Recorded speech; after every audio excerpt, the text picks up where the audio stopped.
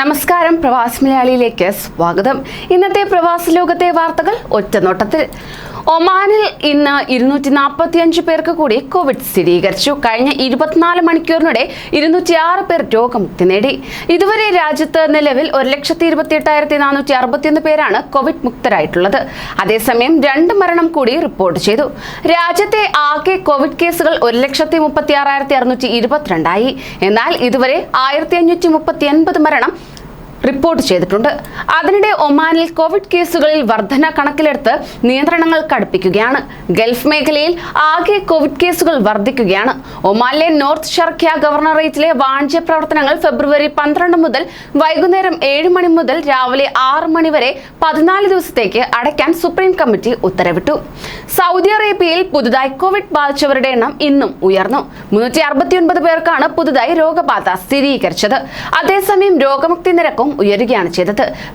രാജ്യത്താകെ 306 രോഗികൾ സുഖം പ്രാപിച്ചു. രാജ്യത്ത് വിവിധയിടങ്ങളിലായി 5 മരണങ്ങൾ റിപ്പോർട്ട് ചെയ്തു.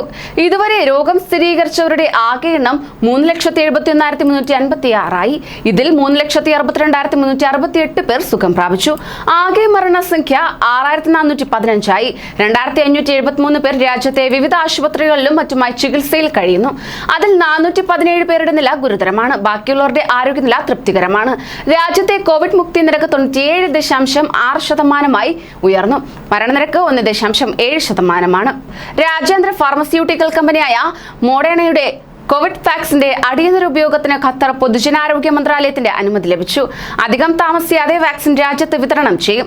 സുരക്ഷിതവും ഫലപ്രദവുമാണ് മോഡേണയുടെ കോവിഡ് വാക്സിൻ എന്നാണ് ഇതുവരെയുള്ള സമഗ്ര ക്ലിനിക്കൽ പരീക്ഷണങ്ങൾ തെളിയിച്ചിരിക്കുന്നത്. അധികം താമസിയാതെ മോഡേണയുടെ വാക്സിൻ വിതരണം ചെയ്യുന്നതോടെ വാക്സിനേഷൻ ക്യാമ്പയിൻ വിപുലീകരിക്കുമെന്നും മന്ത്രാലയം വ്യക്തമാക്കി. കോവിഡ് ദേശീയ ഹെൽത്ത് സ്ട്രാറ്റജിക് ഗ്രൂപ്പ് അധ്യക്ഷൻ ഡോക്ടർ അബ്ദുൽ ലത്തീഫ് അൽഖാൽ പറഞ്ഞതും ഇപ്രകാരമായിരുന്നു. സൗദി അറേബ്യയിൽ പെട്രോളിന് വില കൂട്ടി. ദേശീയ എണ്ണ കമ്പനിയായ സൗദി അരാംകോയാണ് വില പുതുക്കി നിശ്ചയിച്ചത്. എല്ലാ മാസവും 11-ാം തീയതിയാണ് രാജ്യത്ത് ഇന്ധനവില പുനഃപരിശോധിക്കുന്നത്. അതനുസരിച്ച് 91 ഇനം പെട്രോളിയത്തിന്റെ വില ലിറ്ററിന് 1.62 റിയാലിൽ നിന്നും 1.81 റിയാലായി ഉയർത്തി. 95 ഇനം പെട്രോൾ വില 1.75 റിയാലിൽ നിന്നും 1.94 റിയാലുമായും വർദ്ധിപ്പിച്ചു. യുഎഇയുടെയും അറബ് ജനതയുടെയും അഭിമാനമുയർത്തി ചൊവ്വയുടെ ഭ്രമണപഥത്തിൽ പ്രവേശിച്ച ഹോപ്പ് പ്രോബ് അടുത്ത ആഴ്ച മുതൽ ചിത്രങ്ങൾ അയച്ചു തുടങ്ങുമെന്ന് അധികൃതർ. ചൊവ്വയുടെ ഭ്രമണപഥത്തിൽ തിരിയുന്ന ഹോപ്പ് പ്രോബിനെ ഏപ്രിലോടെ സയൻസ് ഓർബിറ്റിലേക്ക് മാറ്റാനുള്ള നടപടികളാണ് പുരോഗമിക്കുന്നതെന്നും Mars mission project manager Omran Sharaf വ്യക്തമാക്കി. സൗദിയിലെ അബഹ വിമാനത്താവളത്തിന് നേരെ ഹൂതികൾ നടത്തിയ ആക്രമണത്തിൽ വിമാനത്തിന് തീപിടിച്ചു. സുരക്ഷാ വിഭാഗം കൃത്യസമയത്ത് തീയണച്ചതോടെ വൻ ദുരന്തമാണ് ഒഴിവായത്. സ്ഫോടക വസ്തുക്കൾ നിറച്ച 4 ഡ്രോണുകളാണ് സൗദിക്ക് നേരെ എത്തിയത്. യമനുമായി അതിര് പങ്കിടുന്ന പ്രവിശ്യയിലാണ് അബഹ വിമാനത്താവളം. ഇവിടേക്കാണ് ഹൂതികൾ അയച്ച സ്ഫോടക വസ്തു നിറച്ച ഡ്രോണുകൾ എത്തിച്ചേർന്നത്. ഇവയിലൊന്ന് പതിച്ചാണ് ഫ്ലൈ അദിയിൽ വിമാനത്തിന് തീപിടിച്ചത്. സുരക്ഷാ വിഭാഗം ഇടപെട്ട് ഉടൻ തീയണച്ചു. ബോർഡിങ്ങിനായി കാത്തിരുന്ന വിമാനത്തിൽ ആളില്ലാതിരുന്നത് വൻ ദുരന്തമൊഴിവാക്കി. മാസങ്ങളായി ജോലിയും ശമ്പളവുമില്ലാതെ സ്കൂൾ ബസ് ട്രാൻസ്പോർട്ട് കമ്പനിയിലെ 45 മലയാളികളടക്കമുള്ള തൊഴിലാളികൾ ദുരിതത്തിൽ കഴിയുന്നു.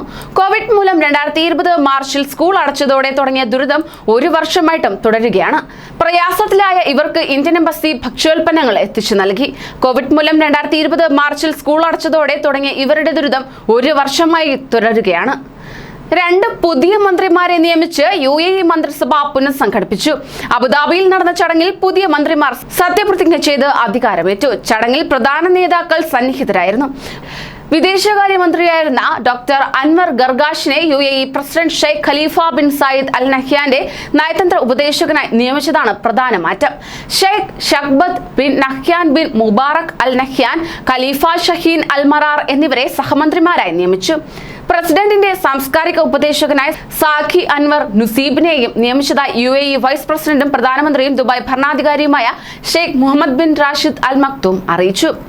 മസ്കറ്റ് ഗവർണറേറ്റിലെ സീപ്പ് വിലായത്തിൽ വ്യവസായ മേഖലയിലെ വാഹനങ്ങളുടെ അറ്റകുറ്റപ്പണികൾ ചെയ്തു നൽകുന്ന വർക്ക്ഷോപ്പിന് തീപിടിച്ചതായി general authority for civil defence and ആംബുലൻസിന്റെ അറിയിപ്പിൽ പറയുന്നു. അഗ്നിശമന സേനാംഗങ്ങൾ തീ നിയന്ത്രണ വിധേയമാക്കി. തീപിടുത്തത്തിൽ ആർക്കും പരിക്കേറ്റിട്ടില്ലെന്നും public authority for civil defence and ambulance online പ്രസ്താവനയിലൂടെ അറിയിച്ചു. ഒമാനിൽ ഡ്രൈവർ തസ്തികയിൽ വിസ പുതുക്കി ലഭിക്കുന്നതിന് പുതിയ നിബന്ധന ഏർപ്പെടുത്തിയതായി റോയൽ ഒമാൻ പോലീസ് അറിയിച്ചു. ഡ്രൈവർ വിസ പുതുക്കുന്നതിന് കാലാവധിയുള്ള ലൈസൻസ് നിർബന്ധമാക്കുകയാണ് ചെയ്തത്. ജൂൺ 1 മുതൽ പുതിയ നിബന്ധന പ്രാബല്യത്തിൽ വരും. ഒമാൻ തൊഴിൽ മന്ത്രാലയവുമായി ചേർന്നാണ് ഇതിനായുള്ള ക്രമീകരണങ്ങൾ പൂർത്തീകരിച്ചിരിക്കുന്നത്. ലൈറ്റ്, ഹെവി തുടങ്ങി വിസയിലുള്ള പ്രൊഫഷൻ അനുയോജ്യമായ ലൈസൻസ് ആണ് ഉണ്ടായിരിക്കേണ്ടത്. ഇതുവരെ ഡ്രൈവർ വിസ പുതുക്കാൻ സാധുവായ ലൈസൻസ് ഉണ്ടായിരിക്കണമെന്ന നിബന്ധന ഏർപ്പെടുത്തിയിരുന്നില്ല. ഡ്രൈവർ തസ്തികയിൽ സ്വദേശവൽക്കരിച്ച വിഭാഗങ്ങളിൽ വിസ പുതുക്കി ലഭിക്കില്ല. കൂടുതൽ പ്രവാസി വാർത്തകൾക്കായി ഈ ചാനൽ സബ്സ്ക്രൈബ് ചെയ്യൂ.